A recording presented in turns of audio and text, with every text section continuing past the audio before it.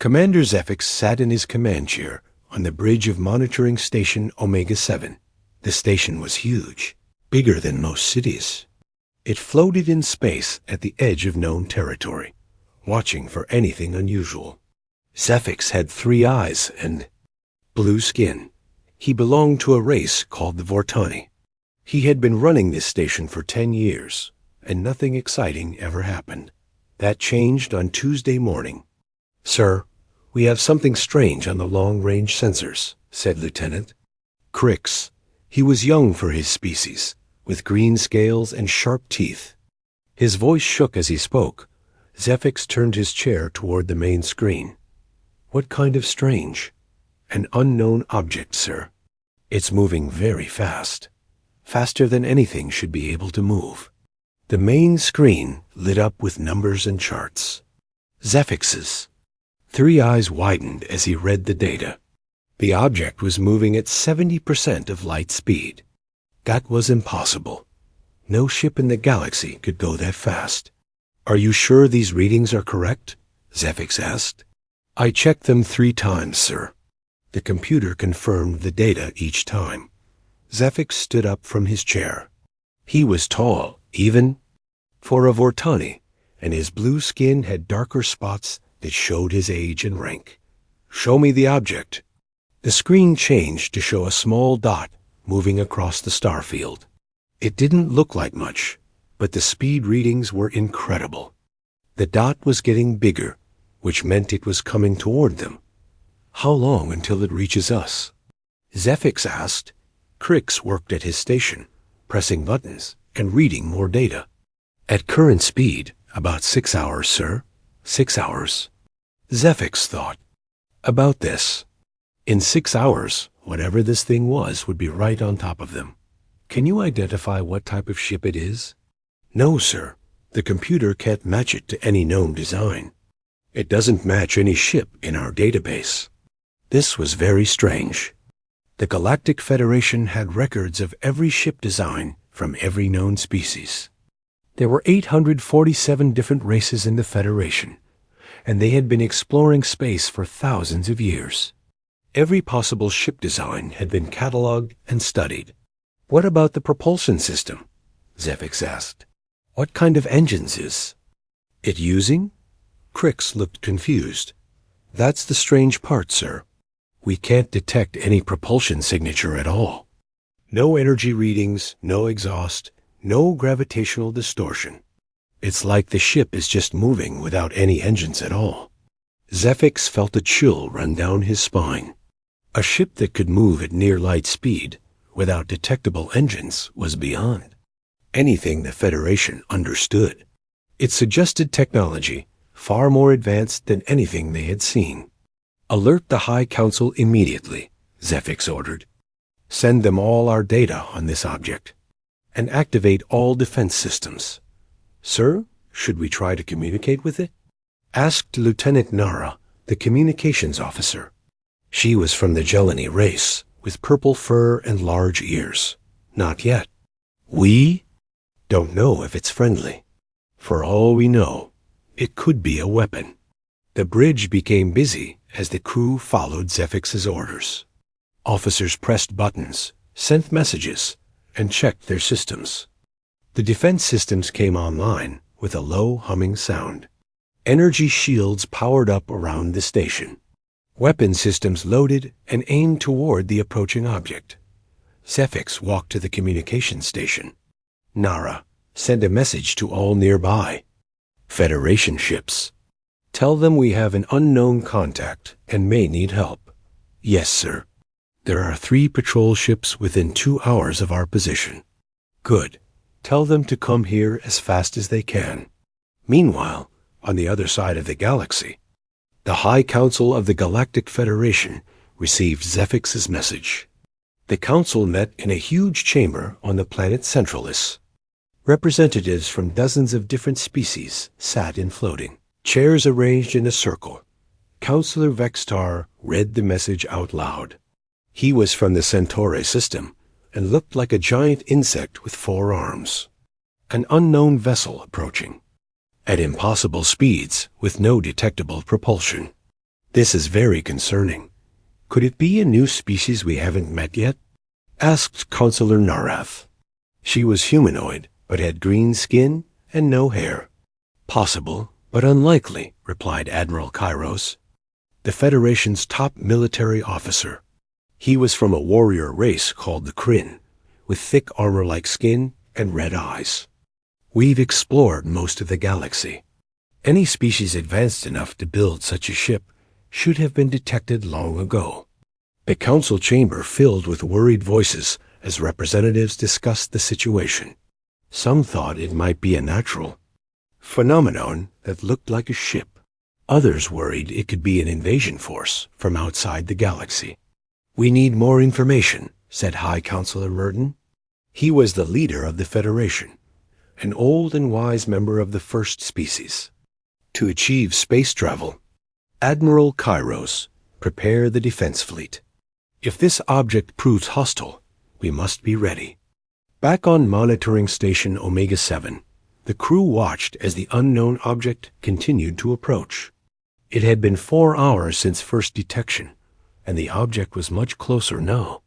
Sir, the object is slowing down, reported Crix. Zephix looked. At the screen, the speed readings were indeed dropping. How much is it slowing? From 70% light speed down to 50% and still decreasing. This was interesting. If the object was slowing down, it suggested intelligence. A natural object or simple weapon would not change speed like this. It's almost like it knows we're here, said Nara. Maybe it does, Zephix replied. Keep monitoring its approach, and keep trying to scan it for more details. The hours passed slowly. The crew watched as the mysterious object continued to slow down as it got closer. When it was 1 hour away, it was moving at only 10% of light speed. When it was 30 minutes away, it had slowed to normal space travel speeds. Sir, I'm getting better readings now that it's closer, said Crix. It's definitely a ship. About 300 meters long, 100 meters wide. The design is unlike anything I've ever seen. What does it look like? The main screen showed a clearer picture of the approaching vessel. It was sleek and smooth, with no visible weapons or obvious engine. Ports. The hull was a metallic gray color that seemed to shift slightly in the starlight. It's beautiful, whispered Nara. Zephix had to agree. Despite his fear and concern, the ship was elegant in a way that no Federation vessel had ever achieved. It moved through space like it belonged there, like it was part of the universe itself. Sir, we're receiving a transmission, Nara announced suddenly. Everyone on the bridge turned to look at her. What kind of transmission? It's on standard Federation frequencies. The message is repeating. It says, Greetings. We come in peace. Request permission to dock and meet with your representatives. Zephix was shocked. How did this unknown species know Federation communication protocols? How did they know the right frequencies to use? Are you sure about the translation? He asked. Yes, sir. The message is in perfect Federation standard language. Zephix made a decision that would change galactic history. Grant them permission to dock, but keep all defenses ready. And send another message to the High Council. Tell them the unknown vessel is requesting peaceful contact. As the mysterious ship approached the docking bay, neither the Federation crew nor the humans aboard the approaching vessel knew. They were about to discover a truth that would shake the foundations of galactic civilization. The emergency meeting of the Galactic Federation High Council began within minutes of receiving the updated report from Monitoring Station Omega 7. Council members from across the galaxy joined the session through holographic projections.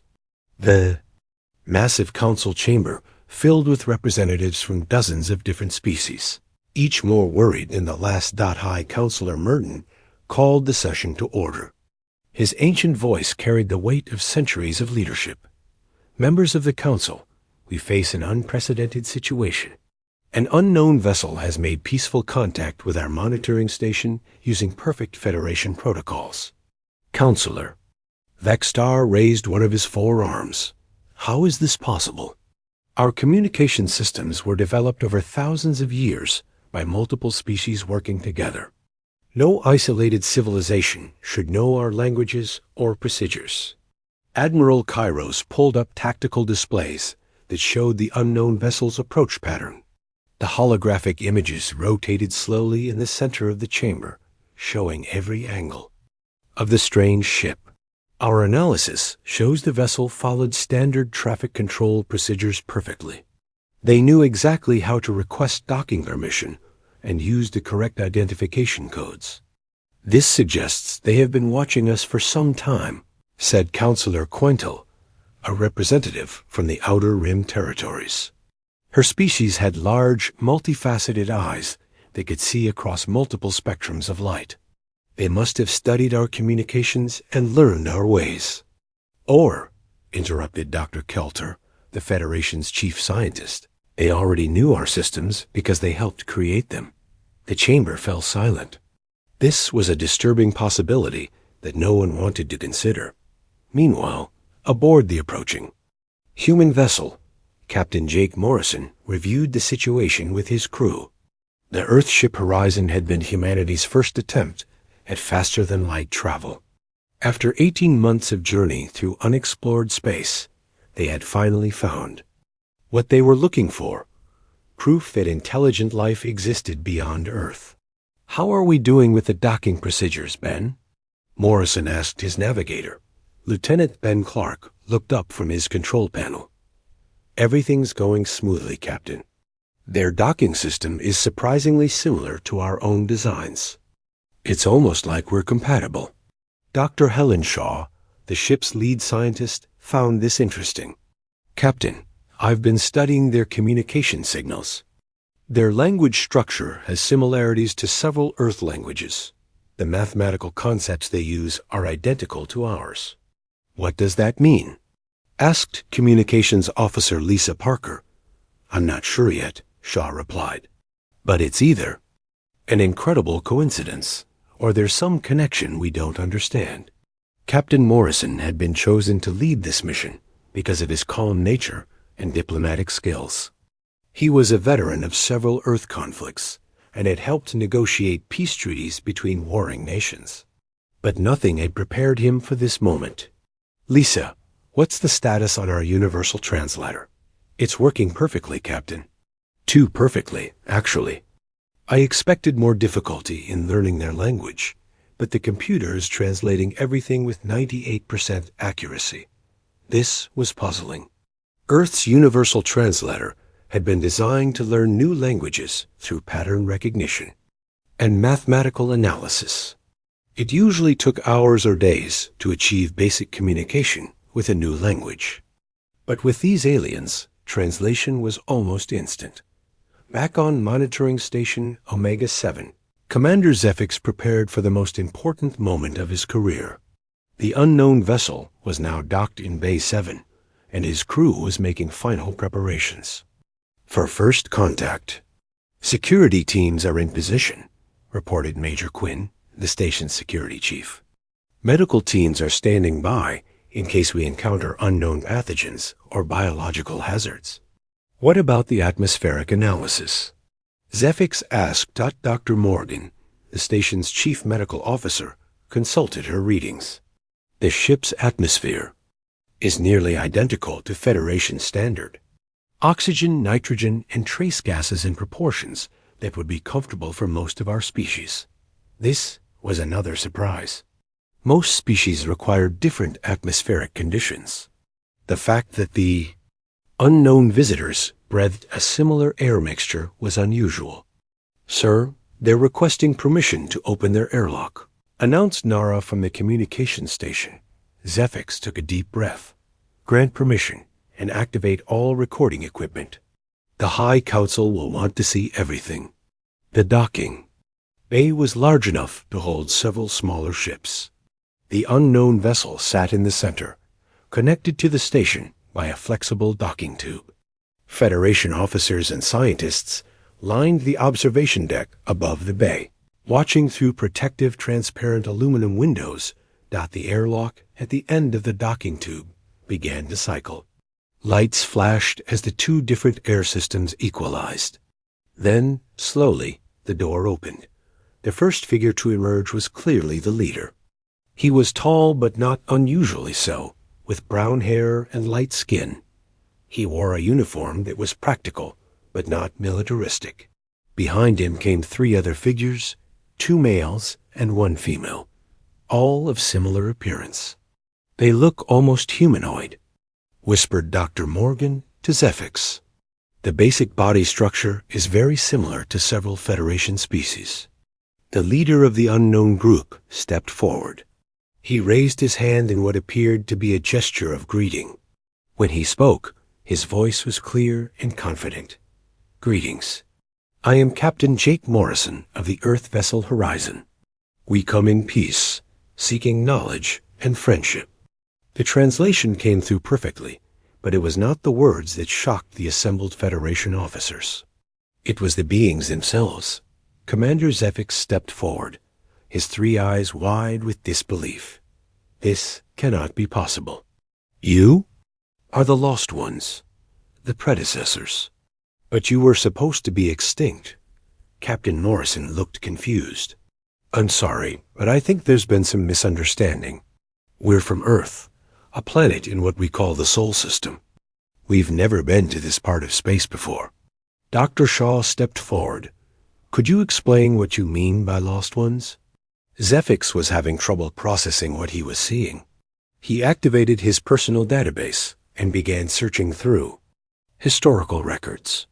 The information that came up made his hands shake. "Earth," he repeated slowly. "Yes, the cradle world.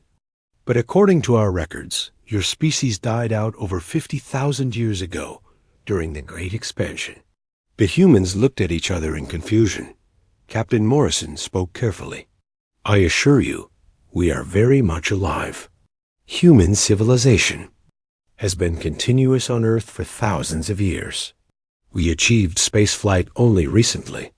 "But that's impossible," said Dr. Morgan, joining the conversation. "The archaeological evidence clearly shows that your species once inhabited hundreds of worlds across this galaxy. Then suddenly, you all disappeared." Lisa Parker activated her recording equipment to capture everything being said. This conversation was beyond anything Earth scientists had imagined possible. "Perhaps we could discuss this in more detail," suggested Dr. Shaw. "It seems there are some historical questions that need to be answered." Commander Zephyx was still consulting his database. The information was overwhelming. Images of ancient human settlements, technology specifications, even genetic samples preserved in Federation archives. All of it matched the beings standing before him. "Come," he said finally. "We have much to discuss. The High Council will need to hear this directly." As the group moved toward the station's conference facilities, neither side fully understood the magnitude of what they had discovered. The humans thought they were making first contact with alien civilizations. The Federation thought they were meeting the ghosts of their own past. The truth was more complex than either side could have imagined, and it would reshape everything. They thought they knew about galactic history in the conference room. As the initial formal introductions continued, both sides began to realize that this meeting would change the course of galactic civilization forever. The conference room on monitoring station Omega-7 had never held such an important meeting. The room was large and circular, designed to accommodate representatives from many different species. Today, it held humans and aliens sitting across from each other, trying to understand a mystery that spanned 50,000 years. Captain Morrison sat at the head of the human delegation, with Dr. Shaw on his right and Communications Officer Parker on his left. Across from them, Commander Zephyx led the Federation representatives, including Dr. Morgan and several specialists who had been called in for this historic meeting. "Let me make sure I understand this correctly," Morrison said, looking at the data displays that filled the room. You're saying that humans once lived throughout this galaxy, but disappeared 50,000 years ago? That is correct, replied Dr. Morgan. She activated a holographic display that showed the galaxy from above. Hundreds of star systems lit up in blue.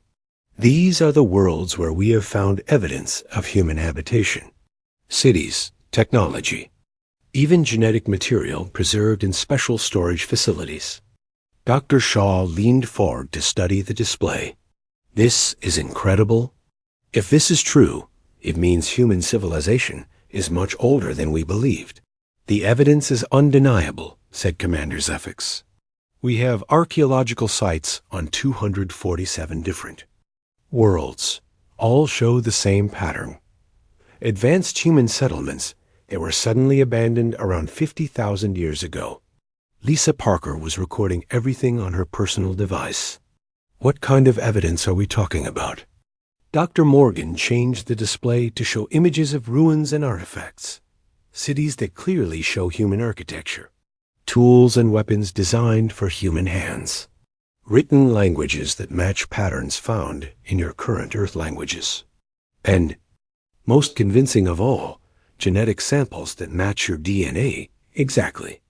The humans stared at the images in amazement. The ruins looked like advanced versions of human cities, with familiar proportions and designs. The writing looked like evolved forms of Earth languages. But how is this possible? Asked Dr. Shaw. Human civilization on Earth shows continuous development from primitive origins. We have fossil records, archaeological evidence, written history.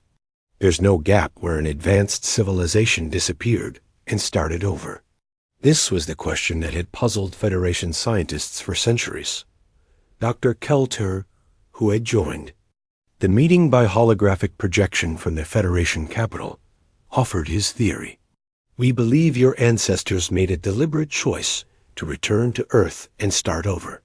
The evidence suggests this was not a retreat or defeat, but a planned evacuation. Captain Morrison found this hard to believe. Why would an advanced civilization give up space travel and go back to primitive living? We don't know, admitted Commander Zephyx.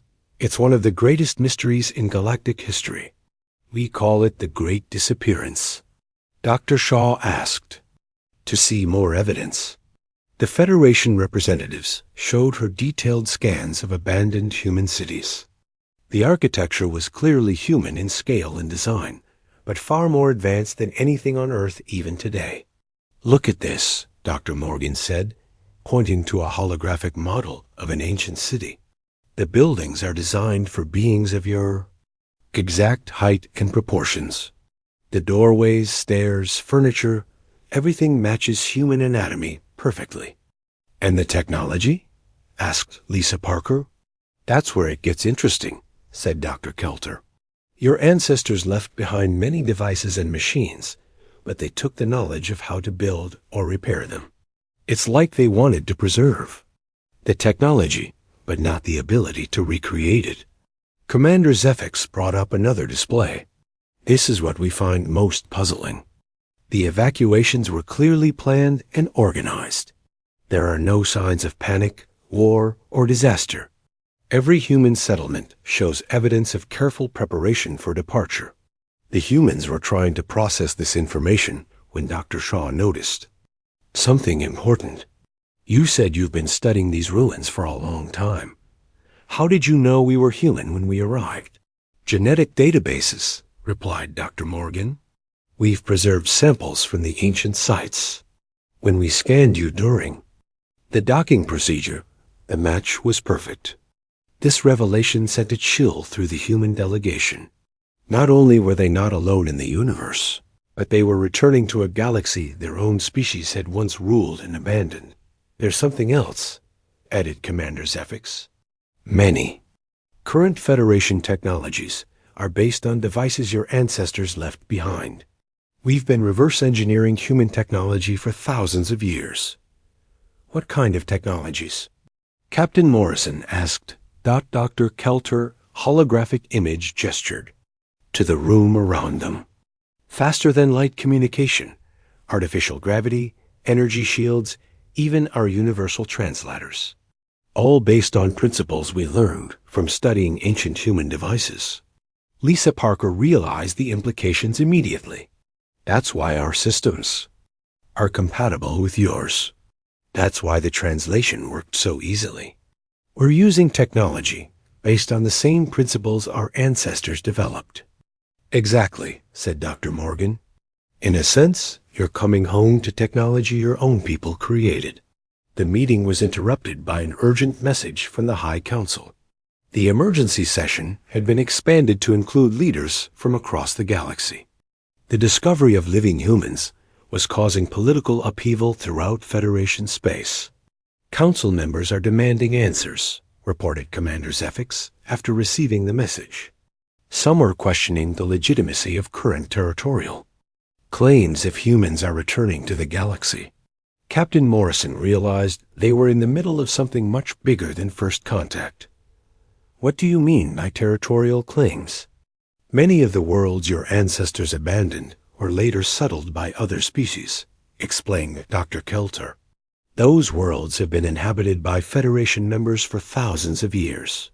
If humans have legal claim to their original territories, the sentence didn't need to be finished.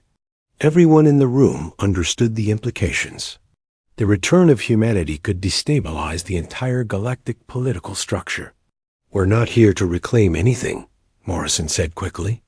We came to explore and make contact with other intelligent species. We had no idea about any of this ancient history. But the law is clear, said Commander Zephyx. According to Federation legal precedent, original settlement claims take priority over later occupation. Dr. Shaw was studying the archaeological data when she noticed something else. These evacuation sites, do they all show the same timeline? For abandonment? Yes, replied Dr. Morgan. Within a span of about 300 years, every human settlement in the galaxy was evacuated. It was clearly coordinated across vast distances. That suggests some kind of galactic government or communication network, observed Lisa Parker. Indeed, said Dr. Kelter. Your ancestors were far more organized and advanced than current Federation civilization. They had technologies we still don't understand. The humans were beginning to realize that their arrival had done more than just establish first contact. They had revealed that modern galactic civilization was built on the foundations left by their own ancestors. What happened to all the knowledge? Asked Dr. Shaw. If our ancestors were so advanced, where did the information go? That's the biggest mystery of all, replied Commander Zephyx. It appears they deliberately destroyed or hid most of their advanced knowledge. They left behind the physical technology, but not the understanding of how it worked. Captain Morrison looked at his crew and then at the Federation representatives. It sounds like our ancestors were trying to prevent something. Maybe they saw dangers in their advanced technology. That's one theory, agreed Dr. Kelter. Perhaps they realized their technology was becoming too powerful or dangerous. The meeting was interrupted again by another urgent message. This time, it was from the Federation Defense Fleet. Ships were mobilizing across the galaxy as news of the human return spread. Are we in danger? Asked Morrison. Not from us, replied Commander Zephyx, but some Federation members are afraid. They don't know what your return means for the galaxy.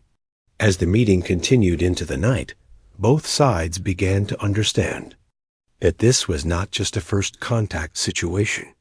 It was the return of a species whose ancestors had shaped galactic civilization before deliberately choosing to disappear.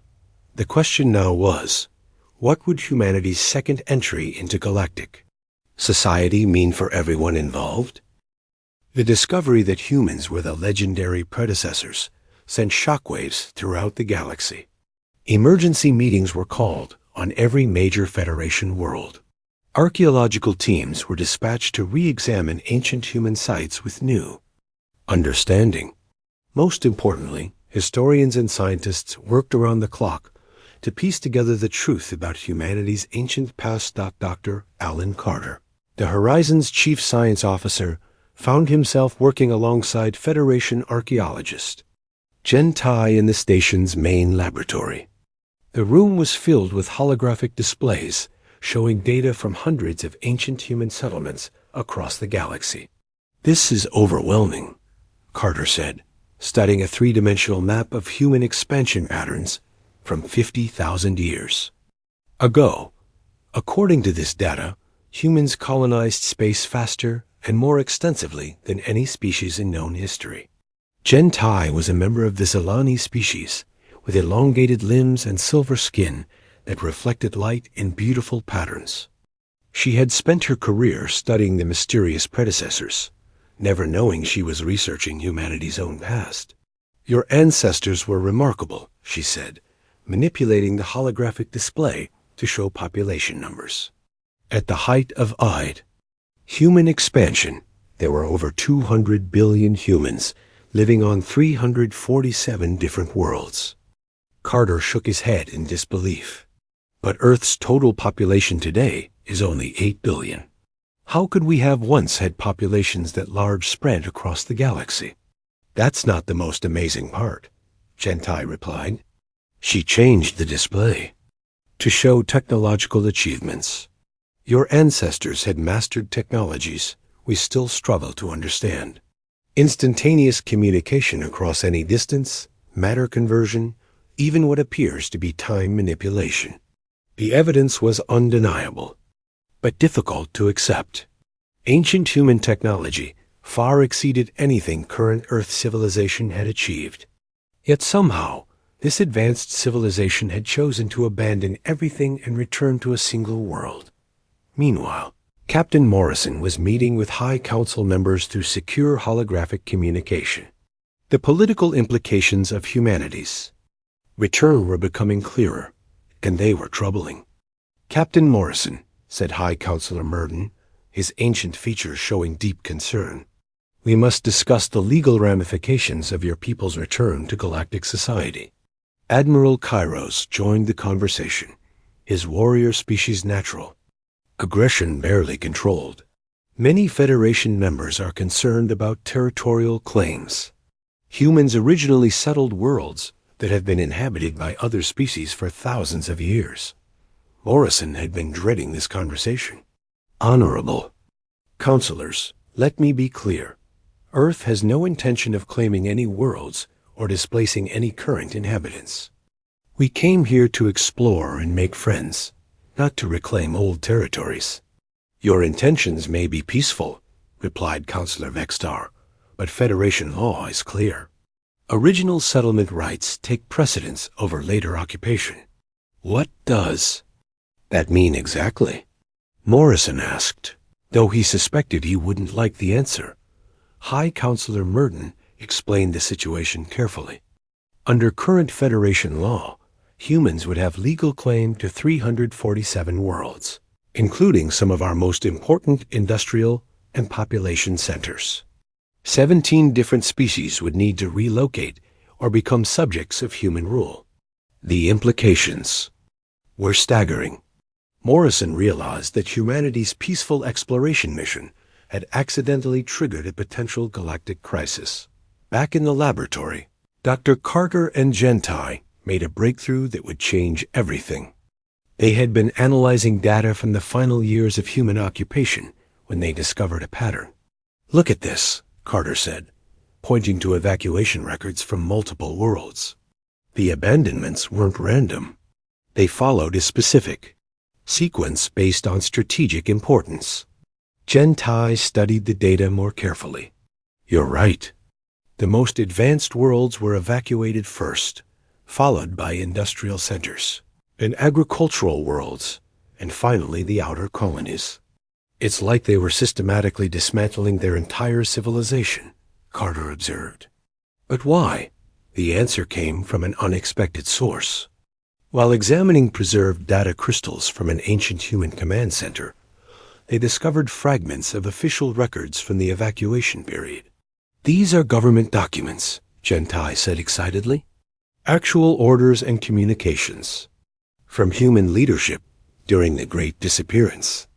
The documents were fragmentary and required extensive translation work, but they revealed shocking information. The human evacuation had been ordered by something called the Consensus Council, after what was described as the Great Realization. What was the Great Realization? Carter wondered aloud. More documents provided the answer. Human scientists had discovered that their rapid technological advancement was creating dangerous instabilities in space-time itself. Their most advanced technologies were beginning to affect the fundamental structure of reality. They were becoming too powerful, Gentai whispered as she read the translated documents. Their technology was reaching levels that could threaten the universe itself. The records showed that human leaders had faced a terrible choice: continue advancing and risk destroying reality, or abandon their technology and start over. They chose to preserve the universe rather than their civilization. This discovery reached Captain Morrison just as his meeting with the Federation Council was becoming heated. Several council members were demanding that humans either accept responsibility for governing the worlds their ancestors had claimed, or formally renounce all rights to former human territory. "Honorable councilors," Morrison said when he received the new information, "I believe we've discovered why our ancestors left the galaxy. They weren't fleeing from anything. They were protecting everyone from their own power." He shared the findings about the Great Realization and the dangerous levels of technology human civilization had achieved. The council members listened with growing amazement as Morrison explained how humanity had voluntarily given up godlike power to protect the universe. "Your ancestors chose extinction over omnipotence," said High Counselor Merton, his voice filled with awe. "They became primitive, again to save everyone else." The political crisis began to shift as this new information spread throughout Federation space. Instead of seeing humans as potential conquerors returning to reclaim their empire, other species began to understand them as the descendants of beings who had sacrificed everything to protect life in the galaxy. Dr. Shaw was working with Federation scientists to understand more about ancient human technology when they made another important discovery. The devices and machines left behind by humans were not just abandoned, they were deliberately limited. "Look at this energy regulator," she said, examining a device that had powered an entire city for thousands of years. "It's designed with built-in restrictions. It could generate far more power, but something is preventing it from operating at full capacity. Your ancestors sabotaged their own technology," realized Federation scientist Dr. Colvin. They made sure that even if other species found and used their devices, they couldn't achieve the dangerous levels of power that humans had reached. This explained why Federation technology, despite being based on human designs, had never reached the advanced levels that ancient humans had achieved. The humans had deliberately ensured that their dangerous knowledge would be lost.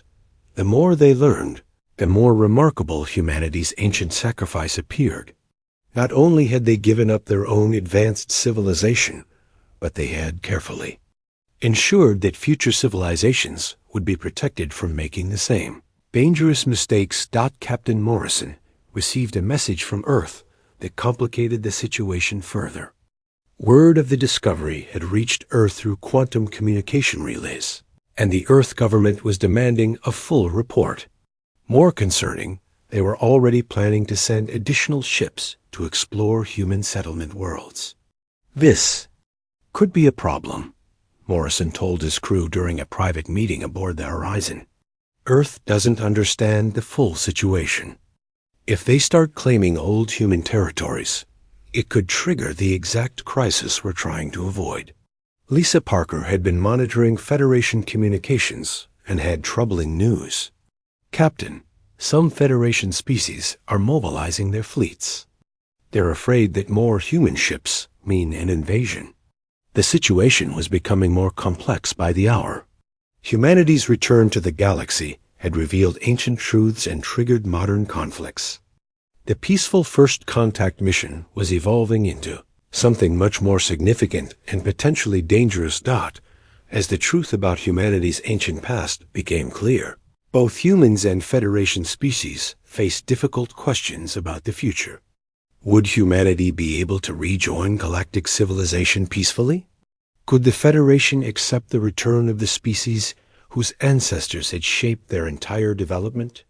The answers would determine whether this historic reunion would lead to a new golden age of cooperation or a devastating galactic war. The tension in the galaxy reached a breaking point when 3 more human ships arrived at monitoring station Omega 7, the Earth Defense Force had sent reinforcements after receiving Captain Morrison's initial reports, but their arrival was misinterpreted by several Federation species as the beginning of an invasion. Admiral Kairos contacted Morrison with urgent news. "Captain, we have 12 Federation fleets moving toward this sector. Some species are convinced that humanity is returning to reclaim their empire." Morrison felt the weight of galactic peace resting on his shoulders. "Admiral, you have to understand. We're explorers, not conquerors. These ships came to help with first contact, not to claim territory." "I believe you," Kairos replied, "but fear is spreading faster than facts. The Corvin Empire has declared human space off-limits. The Zentari Republic is evacuating border worlds. If we don't find a solution soon, this could escalate into a galactic war." The crisis deepened when Dr. Carter and Gentai made their most important discovery yet. Deep in the archives of an ancient human research facility, they found the complete records of the Consensus Council's final decision. "This changes everything," Carter said, his voice filled with excitement and dread. "The humans didn't just abandon the galaxy. They left behind a detailed plan for their return. The documents they discovered were called the Restoration Protocols.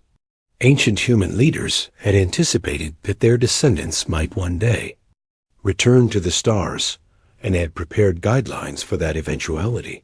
Your ancestors knew this day,